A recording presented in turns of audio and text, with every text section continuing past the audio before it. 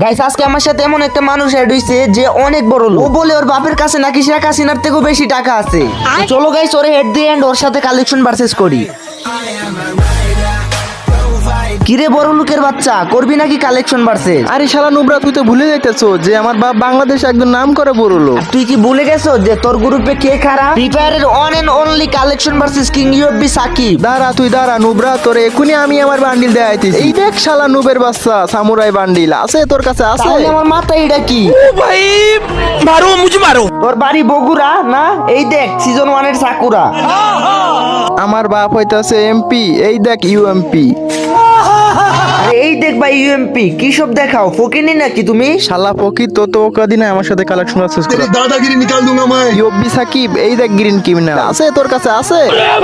উদাসীকে ইংরেজিতে বলে স্যাড। এই দেখ সব ক্রিমিনালের দেখ। আরে সাকিব ভাই, আপনি হচ্ছেন আসল কালেকশন ভার্সেস কিং।